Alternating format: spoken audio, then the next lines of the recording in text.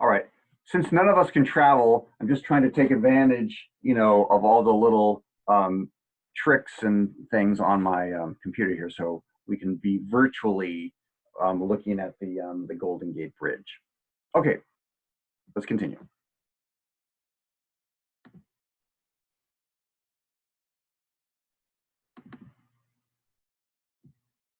It always makes me just start over here.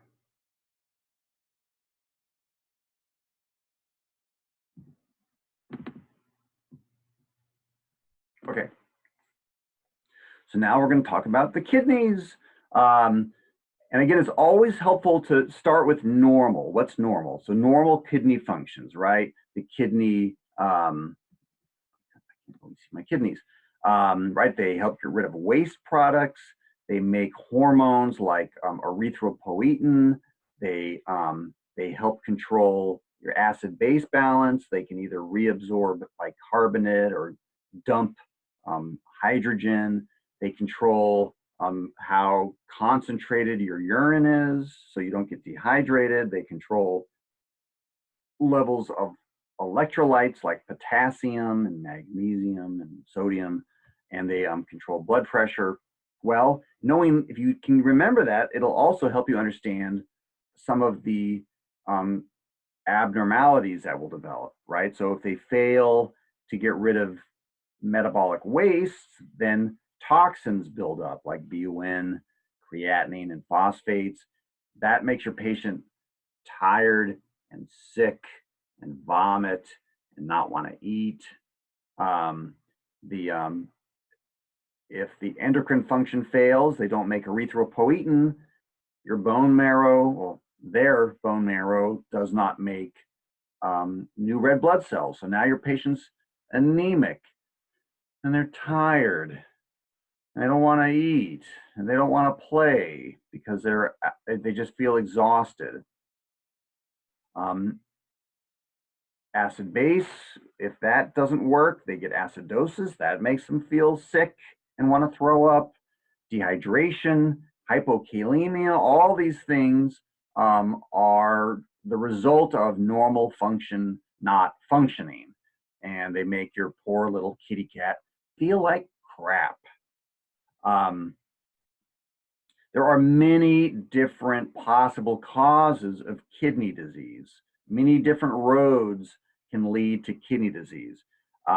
We could spend a whole day just on chronic kidney disease. Most cases are idiopathic.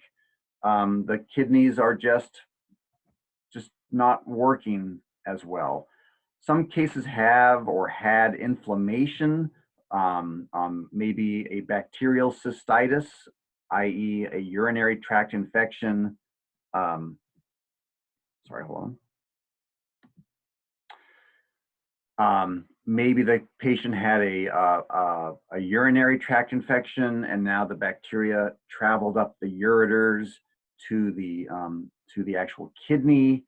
We call that pyelonephritis. Leptospirosis, it can attack the liver or the kidney or both. Amyloidosis is sort of this abnormal protein that can build up in the kidneys and kind of clog them up. There can be acute renal failure that could cause damage and lead to chronic renal failure. So toxins like antifreeze, prolonged hypotension.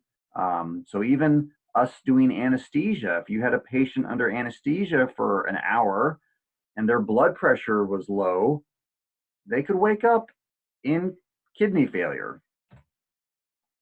Cancers, not so common. Prolonged hypertension can also cause kidney failure. Hypertension and hypotension are very strange. So that's all I'm going to say about it.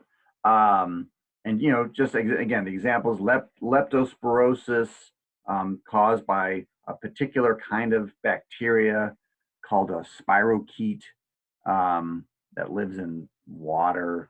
Right, antifreeze. Some patients have some sort of a structural disease. This is polycystic disease where the kidney has just been obliterated by these giant bubbles, basically, these cystic structures, and Persians are predisposed to that. All of these lead to the same thing, which is sad little kidneys that cannot do their job. And they're never going to get their function back. Diagnosis is pretty easy. Patients have elevated BUN and creatinine, what we call azotemia, and they are well hydrated, but their urine is not concentrated. It might be isosonuric, or it might be minimally concentrated. That's how we know your patient has kidney failure. There are different stages of kidney failure, and the International Renal Interest Society has been great in helping veterinarians and veterinary technicians sort of sort through the best way to help patients. So they broke kidney failure into 4 stages based on the creatinine levels. And they further broke it down into whether there's protein in the urine and whether there's hypertension or not. So these 4 stages where there's, we're starting to lose concentrating ability, but we're not actually azotemic yet. These we may monitor. We might try to increase water consumption by the pet. There's a few other things we might do. We probably wouldn't change diets yet. Again, stage 2, we're starting to get some mildly elevated creatinine. Now you'll notice this is a little bit annoying. Some books, and in fact, McKernan, I think, defines azotemia differently in 2 different chapters. So some books will define azotemia as just BUN. Some will define, elevated BUN. Some define it as elevated creatinine. Some as both. The point is, it's some waste product is building up. So just keep that in mind. And so anyway, then they further break it down into whether the patient has protein or not. So it's very helpful. And I encourage, if you like working with dogs and cats, I encourage you to check out IRIS. I think these same guidelines are used in horses and other animals too. So, okay. Treatment, I don't think they're doing kidney transplants much anymore. Mostly we're trying to recognize this disorder quickly. There's this new test. I don't think, it's not really that new anymore, but it's the SDMA. We talked about it last year. BUN and creatinine will not go up until we've lost about 66, 70% function. Again, similar to liver disease, where you have to lose a lot of function before any tests become abnormal. So BUN and creatinine don't go up until we've lost about 66, 70% of kidney function. That SDMA test can detect it at like 30 or 40 or 50%. So once we identify kidney failure, the goal is to try to slow it down. And again, this is the short version. There's a lot more I could say. Some things we want to do to correct imbalances is to get more water into that kitty cat. There's canned foods, there's circulating water bowls. Just cats, they like running water. They like cold water, and they like flavored water. So you can sometimes have them make these ice cubes out of canned tuna. That's a whole other recipe I'm happy to give you. If in advanced cases, sometimes sub-Q fluids are great. Some cats are very tolerant, and you can train the owners. You can teach owners how to do it. Not in the early stages of kidney failure, but kidney diets can help. They're different in that they tend to have a little less, they have a really high quality protein, but a little less of it.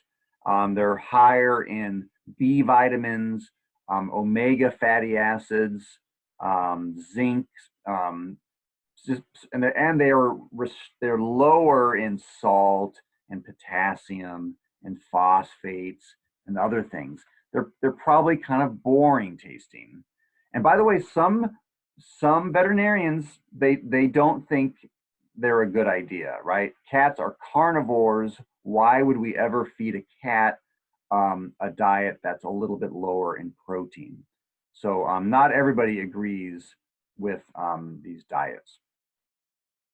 I I believe in them, but I agree it you know um, because what can happen is if a cat doesn't want to eat it, I'd rather the cat eat something bad for him than to not eat enough of something good for him. But I do like these diets for the most part. We can use appetite stimulants. I've had a few patients where the owners, I talked to them about placing that red rubber feeding tube, and they wanted to do it, and the cat went on for several good months. We can supplement potassium. There's all sorts of other things we can do. It all depends on the patient. Now, I wanted to talk about this is another little bit of math that I think you'll find helpful. So, because we can always look at the bag, I have here for Hill's Science Diet. I have their. Oh, looks like there's a dog with me. This is a book. It's the Hills book. Let me do that again. That's kind of weird. Oh, hello. Okay. Anyway, you can turn to the page of the diet, and it'll tell you how much to feed. But I like to be really exact, and sometimes I like to feed. I want the patient to gain weight, so I can use this thing called the resting energy requirement. So resting energy requirement. That's the that's basically it's just the basic amount of energy you need. It's kind of like your maintenance needs for fluid, right? It's just your basic needs for water. RER is your basic need for calories. It does not take your activity level into account. And I'll talk more about that in a moment. The equation looks kind of familiar, doesn't it? It's very similar to the equations you did to determine maintenance fluid needs. This one we are not going to be dividing by 24, right? This is just the total amount of calories. So you can get out your calculator and do just like you did before, but I'll try to demonstrate with Joe here if Joe weighs 11 pounds. But if you had a 20 kilogram patient, you raise the 20 to 0.75 and then multiply that by 70, that patient would need 662 kcals per day. Let me see if I can do this here.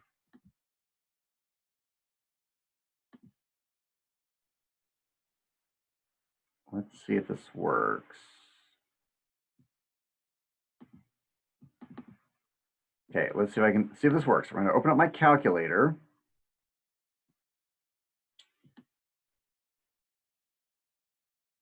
Now, I don't know if you're seeing what I'm seeing, so this might be a total waste of time. But Joe weighs 11 pounds, right? So I'm going to multiply, I'm going to convert his weight into, oh, that's weird.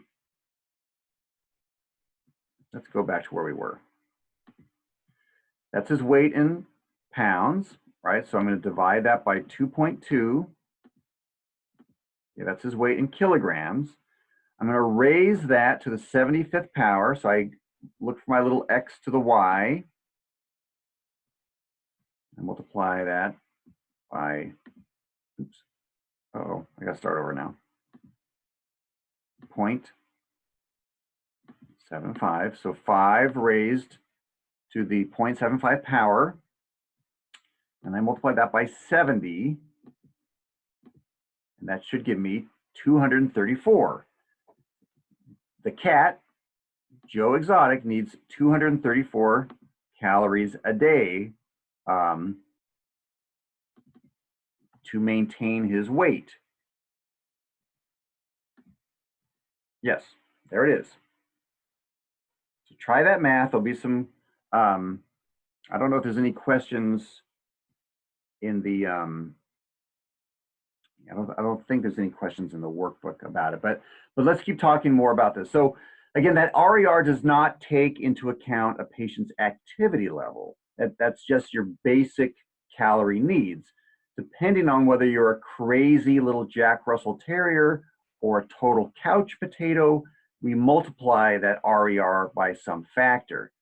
So the nutritionists tell us that for a neutered adult cat of a normal activity level, we would multiply it by 1.2. So if I multiply 234 by 1.2, I get 281.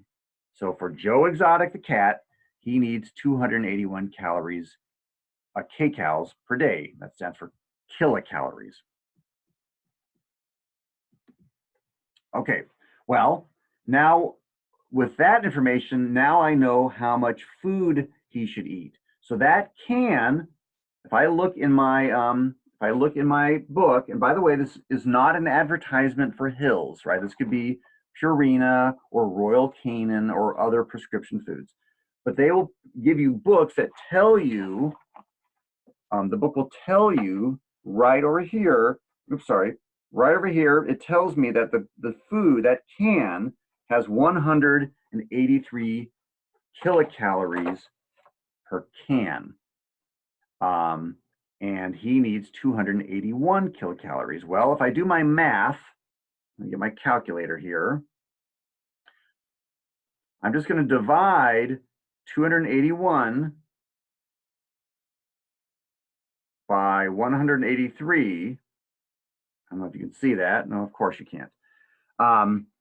That gives me about 1.5 cans per day. So that's how much Joe would need. So I tell the owner, feed him 1.5 cans per day. Now, I might want him to gain some weight. I mean, if he'll eat that and he wants to eat more, by all means, let him eat 2 cans a day. But at a minimum, there's that old saying, if you don't measure it, you can't manage it. If you don't measure it, you can't manage it. So I want to be able to give the client something to manage. And if the client says, he's only eating 1 can a day, then we step in, we do something else. An appetite stimulant, try a different food. Some cats, they won't like the Hills diet, but they will like Royal Canin or vice versa. So, okay. And again, we're barely scratching the surface on kidney failure. There's a lot more we could say. Okay, stones, urolithiasis. There are many kinds of stones, and so the etiology would depend on the kind of stone. Last semester, or was that last year? We had a little dog with struvite stones. It came in, I think it was last year. They came in for a dental cleaning, and then the dog peed blood, and we realized we're not going to do a dental on this dog. We actually did a cystotomy and removed the stones. So struvite stones, those are these ones here. And these can occur secondary to a bacterial cystitis. The bacterial cystitis will alter the pH of the urine and will allow these stones to suddenly form slowly. I mean, they don't form overnight. In some breeds, they can be sterile. There's no bacterial cystitis, but that's uncommon. Calcium oxalate stones are another type. These are not, these have nothing to do with bacteria. These are actually genetic. Certain breeds, like the Shih Tzu, there's something about the urine they're making that's really high in calcium. And so they'll form these in their urine naturally. and it'll show up in their bladder, and they can be very frustrating. There's some that are kind of breed related. Dalmatians are known for making urate stones. So are patients with portosystemic shunts. I just realized I didn't even talk about portosystemic shunts, did I? Well, shoot, that's okay. Um, yeah, it's too late now. Okay, and then there's other less common stones. I'll grab the book and maybe I'll just wing it talking about portosystemic shunts. And notice that this chart here, it tells you what to do in the short term and long term. So for struvite stones, in the short term, it says identify infection, right? Because there's probably some sort of like bacterial cystitis. By medication, it means that these can be dissolved medically. They don't usually require surgery. And then we use a special food to dissolve it, and then a different food to prevent them from coming back. But oxalate stones, those require surgery. Urate stones, I don't know why it's over here. Those can require surgery too. The only one that can be dissolved are the struvites. Okay, so the clinical signs will depend on how many, where they are, the size of them, if there's any comorbidity like a bacterial cystitis. Some of these patients aren't showing any signs. The little dog that came in last year, the owner had no idea there was anything wrong, right? Dog goes out in the morning to go pee. Dog has a little doggy door, so whenever it wants to go out, it goes pee. Dog, if the dog could talk, the dog would probably say, "It really hurts when I pee. That's why I'm peeing so much." But the dog never peed in the house because it had a doggy door. Um, the but some of these patients will have bloody urine. They may have an obstruction. They may be urinating more frequently. So anyway, the naming, there's all sorts of strange names based on where the stone is. If it's in the urethra, it's called a urethrolyth. A urocystolith is actually what a bladder stone is called, but nobody in their right mind is going to call it a urocystolith, right? They're just going to call it a bladder stone or, a bladder calculus. But if you hear the word urolithiasis, they that person probably means a stone in the bladder, kind of like this. Um, And so that's the bladder there, and the veterinarian is going to make an incision. You'll see there's two little veins that he wants to avoid so it doesn't make a big bloody mess. But we just cut into the bladder there, and then you'll see just for a second, it shows you the stones. There they are, little struvite, little pearly white struvite stones. How do we diagnose this? Well, imaging is how we diagnose it. X-rays are helpful for most stones. Take a moment and look. Where is the stone on this dog? You're looking at a dog. This is a dog in lateral recumbency. So there is some sort of a bladder stone here. Where is it? And don't cheat. If you look too closely, you'll see where I tried to cover something up. Well, somewhere in here is his bladder. Actually, those could be four little stones in the bladder right there. But whenever we look at x-rays, we want to follow, so the urethra travels all the way down here. And what the heck are these four little things down there? Yes, there's a whole bunch of stones down there. And so this is when we take an x-ray on a male dog, I know I talked to some of you about this in class when you did radiology. We pull the legs forward so that there's nothing, so that his his femur is not, superimposed. There's no summation over his os penis. And we can really get a good look at those little stones down there. And again, I think there may be stones up there in the bladder too. So again, just a little reminder that if you're x-raying a boy, pull those legs forward. There's also ultrasound is very helpful. So this little dog, they're ultrasounding. So you'll see the bladder is not huge, but there's the bladder. Look how thick the wall is. And then these are all these stones. The ultrasound probe is up here. And because of the nature of the ultrasound, we get this shadowing effect cast by the stones.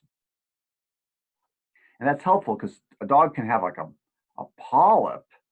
It will not cast, it'll look like a stone, but it won't cast a shadow usually.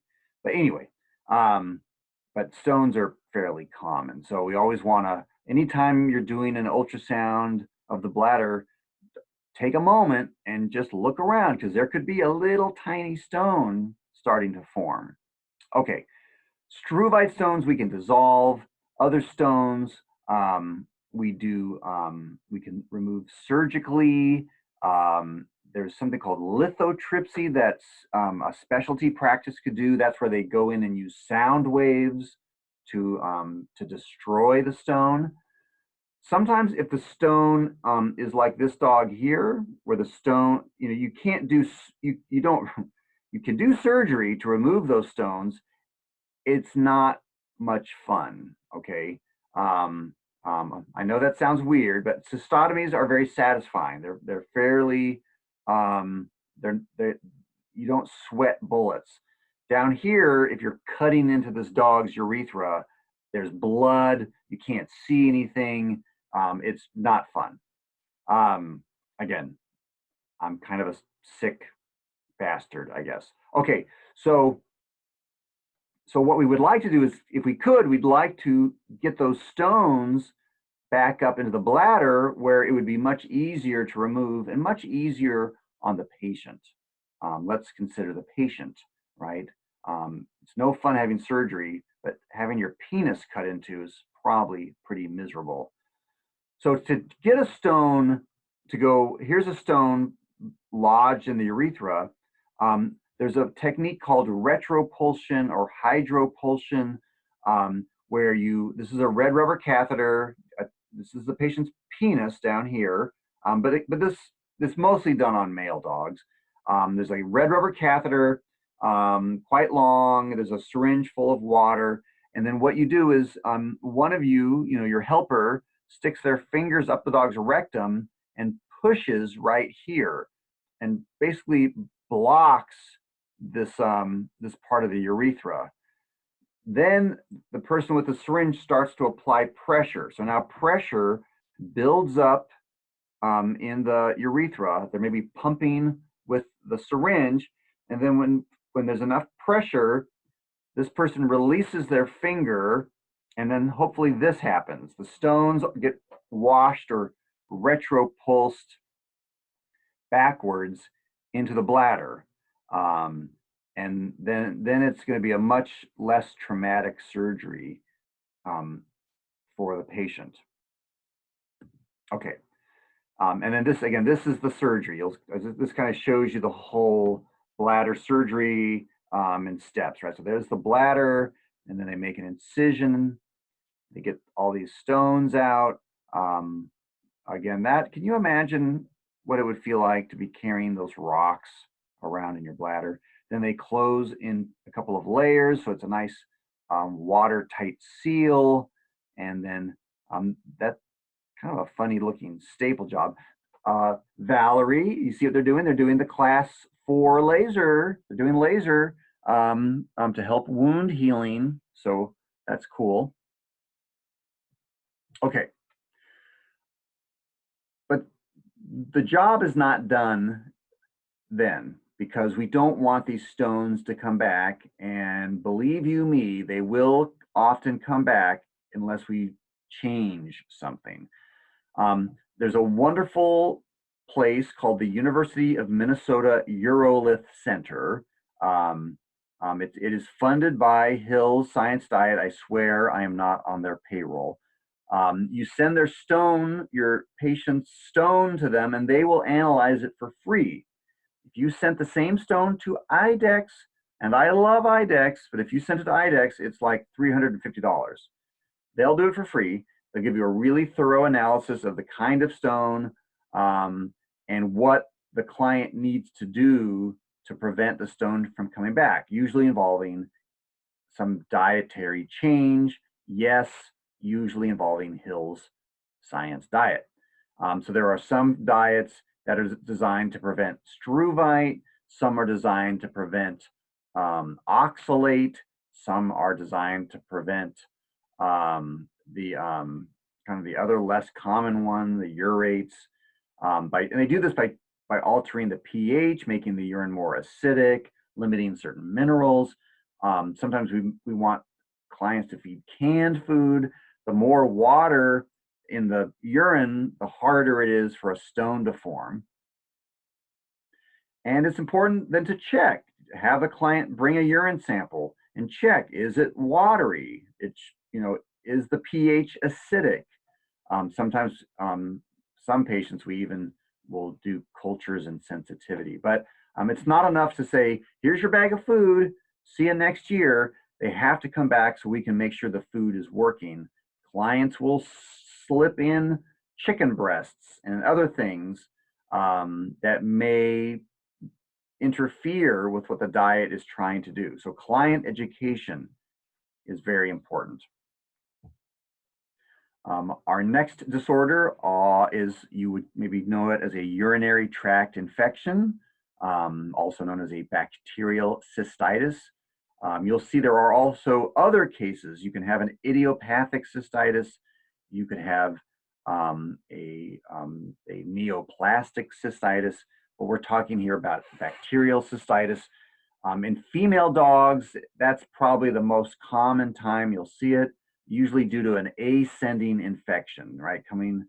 Maybe she licked her rear end and then she licked her vulva, or some feces got on her vulva, and so E. coli traveled up. It's less common in male dogs. When a male dog has a bacterial cystitis, we get worried about some other comorbidity. And they're actually fairly rare in female cats, but we do see it.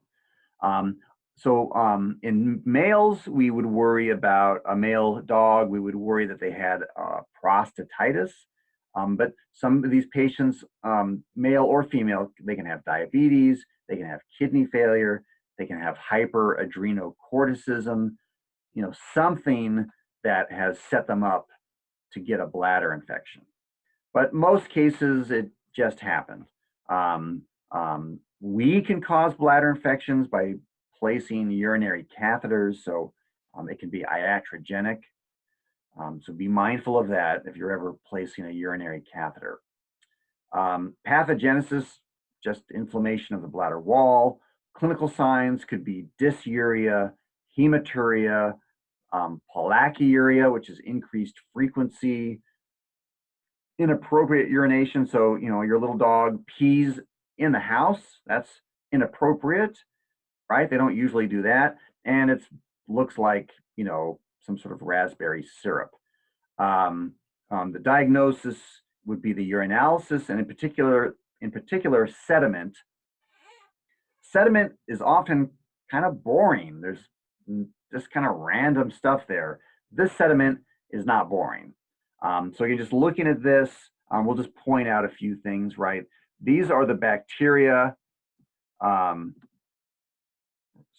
we've got, right, here's also, these are like different rods. So this is E. coli, right? It's all over the place. Rods, just little clusters of rods everywhere. So lots of bacteria. These here are probably neutrophils, some sort of white blood cells. And then we've got little red blood cells, right? So there's just a lot of blood. And so we have pyuria, hematuria, bacteriuria, it's all here. A lot of times we don't do a urine culture in females. It's not a bad idea. It's good to do. In a boy dog, it's even more important because it's very strange for a boy dog to get a bacterial cystitis. That bacteria had to travel a very, very long way, right? In the girl, it only had to travel about this far. But in the boy, it traveled quite far. So we get worried that there's something funny going on. How would you get the sample? Can you do a free catch? No, you really don't want to do it. You really don't want to do a free catch. You want to try to do a cystocentesis for a urine culture, or you can do a urinary catheter. But remember to be very clean, use sterile, or use aseptic technique if you're doing a urinary catheter. And you can remember culturing, you take the sediment, a small bit of sediment, and you put that on a blood auger plate. You probably put it on a McConkey plate as well. They're using Mueller-Hinton there, and so those are all the little antibiotic sensitivity discs.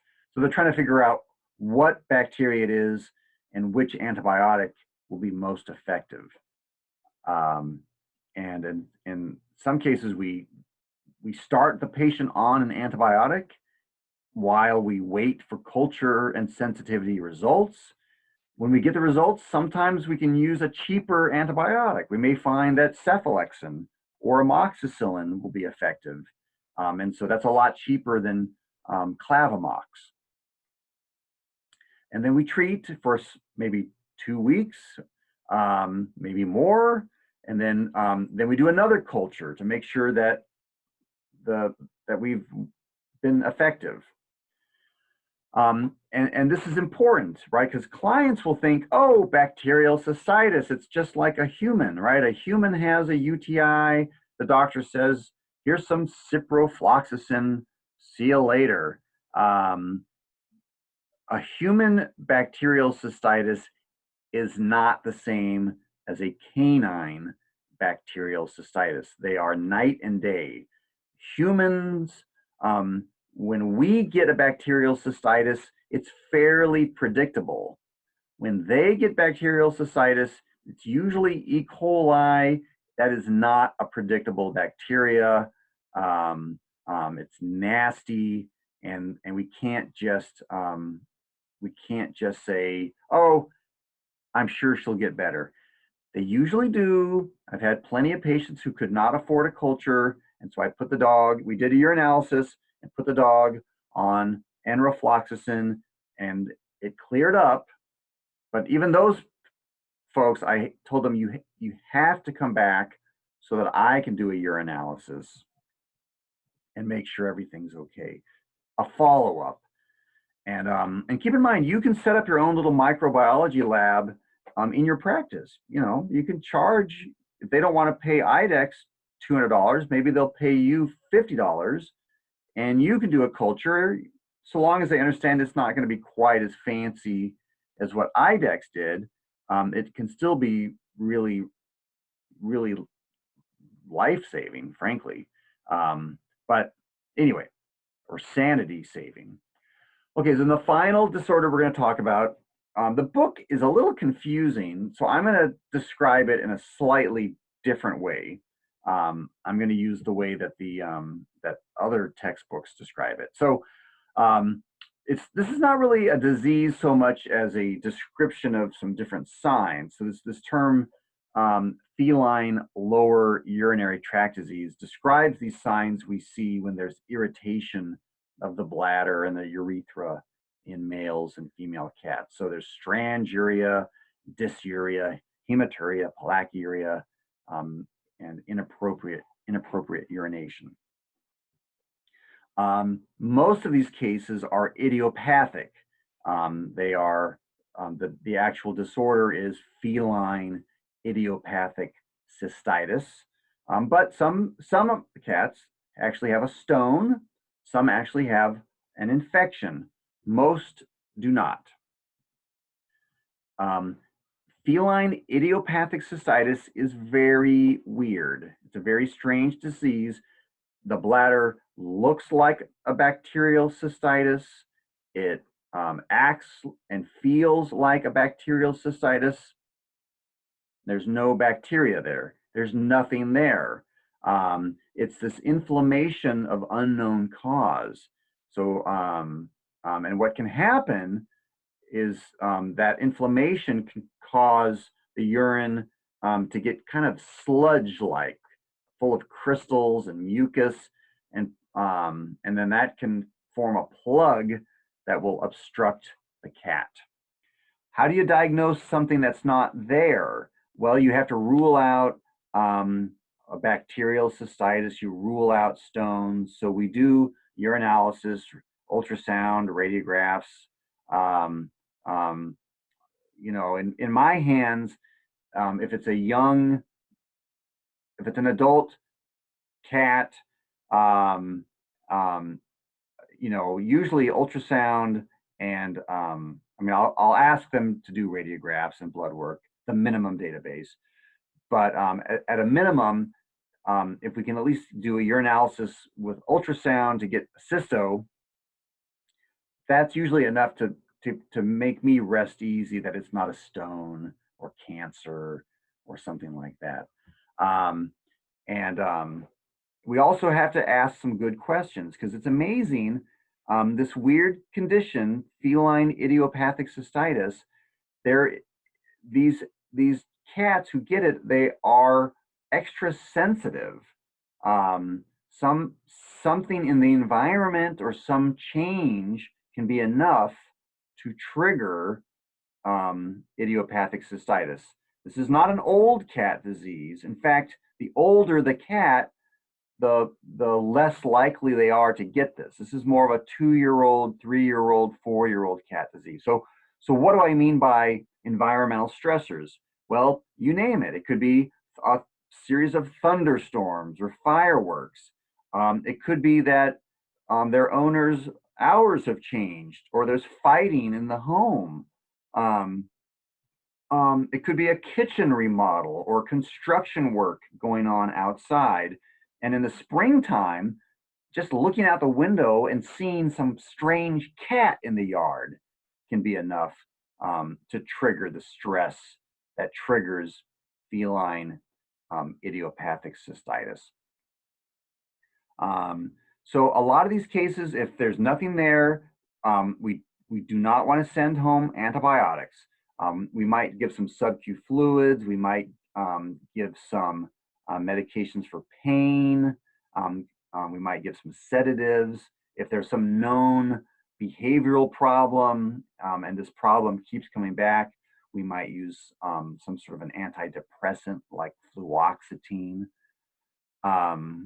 But we also want to ask about the owner. It's amazing. Some of these cats, the best medicine is you. If they just had more time with you, that would lower their stress levels. So we talk about playtime and environmental enrichment. You know, sometimes bored cats get this. We want to have places for them to run and hide and play and hunt. We want it to be meaningful. Sometimes they're not happy with their litter box, so we want to make sure that it's clean and then easy to get into. We don't want other cats bullying them. Increasing water intake can help. So, but some of these cases get obstructed, and we learned a couple of weeks ago about that surgery, the perineal urethrostomy. That's when the patient's obstructed and we can't fix it, or it's obstructed maybe with a second or third time. Um, but if it's the first or second time, we can sometimes just unblock them. In fact, let me just go over this. So some of these cases can lead to obstruction. These cats will come in with a gigantic bladder. And the first one I ever saw, I was a veterinary student, and all I know is The person ran in and the cat was in a coma. I mean, the cat just looked like it was dead. It was hypothermic and in a coma. Well, it turned out it was this. It's just it's such high potassium and so much garbage, so many toxins in their blood that they were just like in a coma.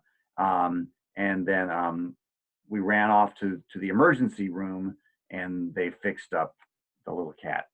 So they will often have altered mentation, maybe lethargic, maybe really almost in a coma or obtunded, maybe.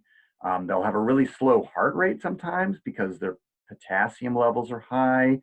Um, if it's not that bad, you may just, you'll feel this giant grapefruit in their abdomen, or they'll be painful or straining or things like that. So we want to relieve that obstruction. And I think this is a nice little video. You can just, if you've never seen this before, I think it's good to see, by Vet Girl. And she's going to talk about how you want to position them, sedate them unless they are totally comatose. And then there's different types of these urinary catheters we can use. She mentions a slippery Sam. That's a very low friction silicone catheter. So, but she's going to use an open catheter, and we'll just watch what she does.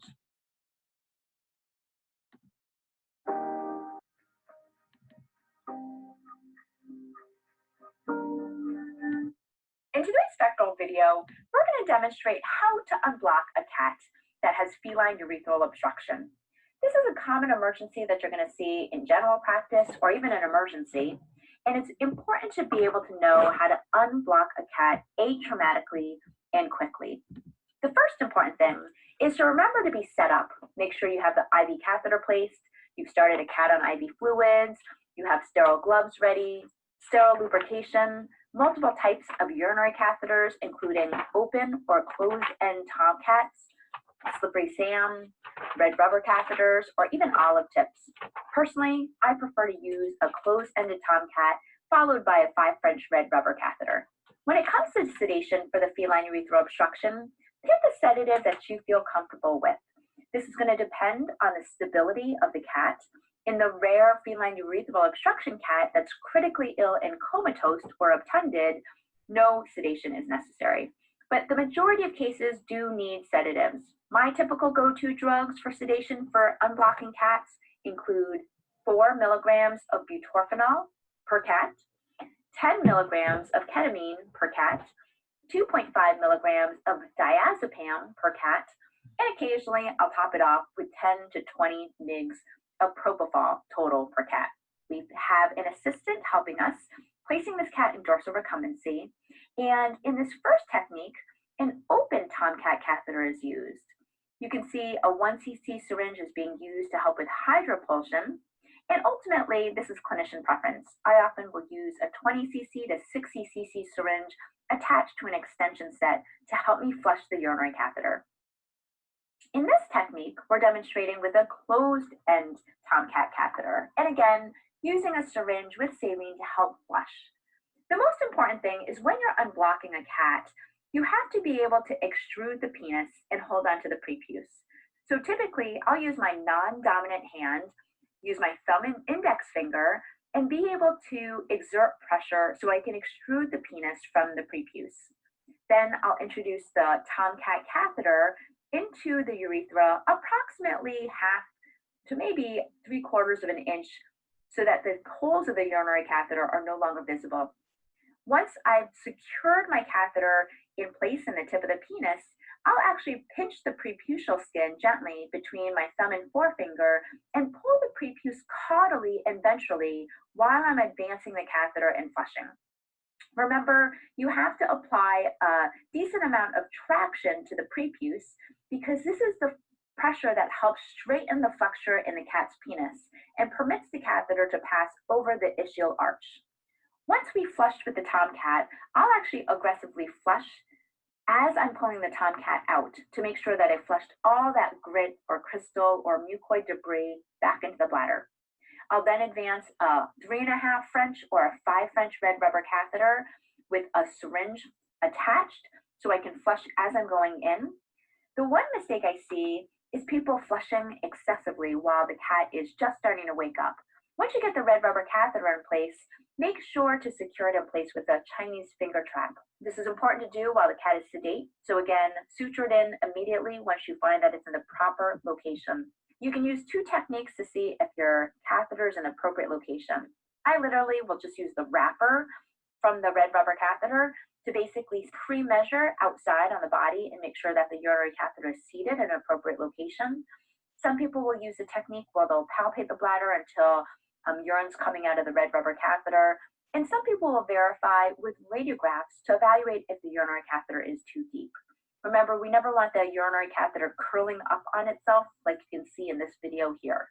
Another important technique that we can often offer our clients is to do an ultrasound. It's very, very quick. It's a great way of evaluating for the presence of stones, crystals, or debris within the bladder. And it's a very easy way for us to be able to correct the catheter depth as needed. When in doubt, these are patients that need to be on aggressive IV fluids to help treat their post-obstructive diuresis, potential electrolyte monitoring, pain control or analgesia, and symptomatic supportive care. And thankfully, most of these patients do well. Yeah.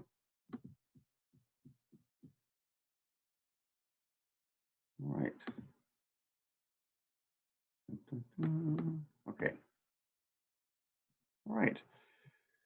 All right, so then that so there'll be another little Quizlet. You can go to just kind of a short one. You can go kind of review, use it however you want. The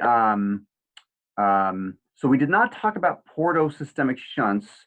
So let me say, I'm just going to kind of wing this here. Let's just try something here. So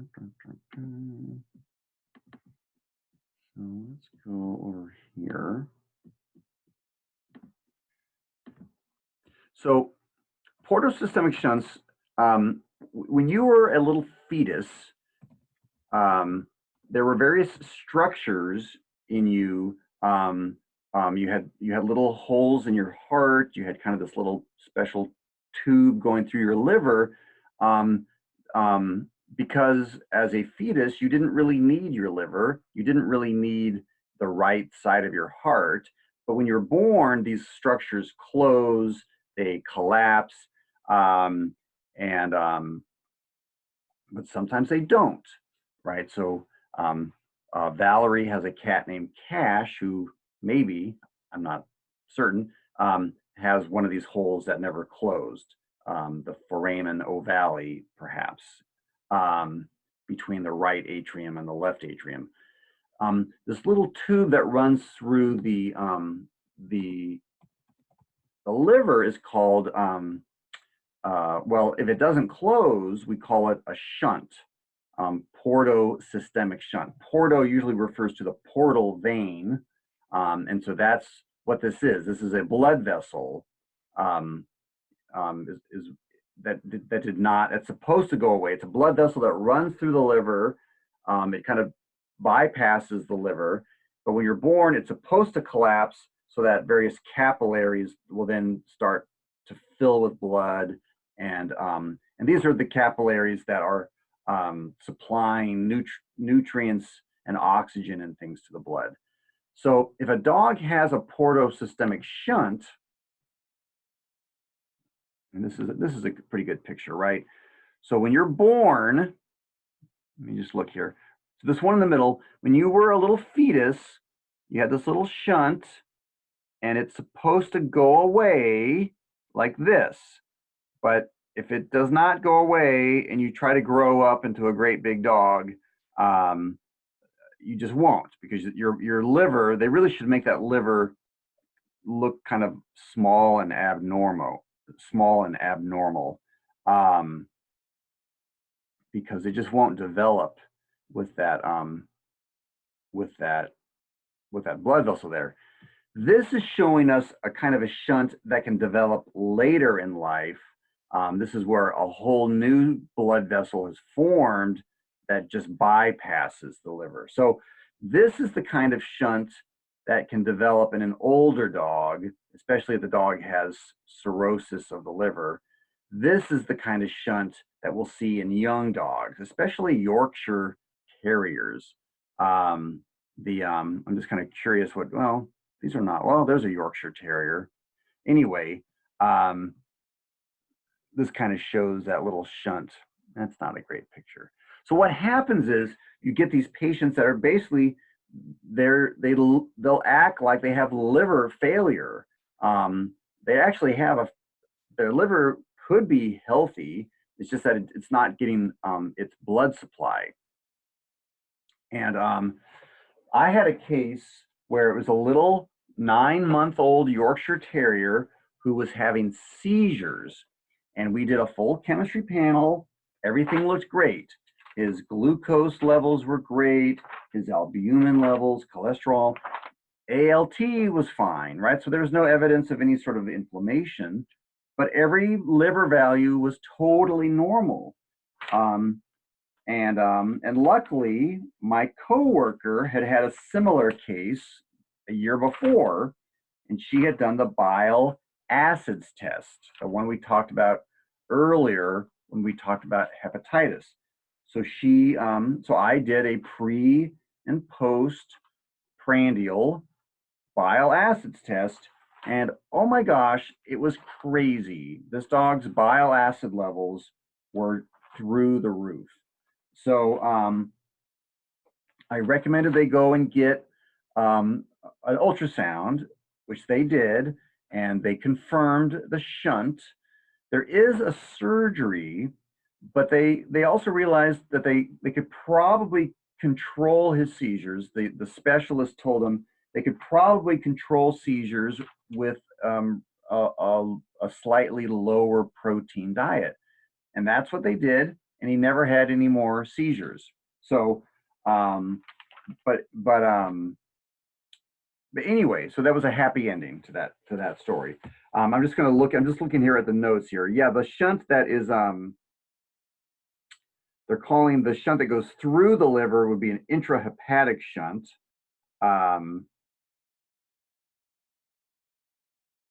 Actually, they're using the words extrahepatic and intrahepatic, not in the way that I would define it. So I'm not going to use the words extrahepatic or intrahepatic, but they do describe everything else. So they mention surgical ligation, medical management. Dun, dun, dun, dun, dun.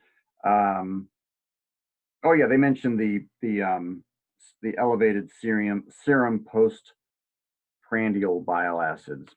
So some of the cases are severe and really do require surgery. And the surgery is they basically go in and they ligate that shunt. They put a special little coil in there that is going to occlude the shunt. I only saw one of those surgeries at UC Davis, and the dog did not do well. So, okay, that's it. Hope you're all doing well, and I'll uh, I'll be around, and I'll get to work on those Quizlets tomorrow. Okay, take care. Bye bye.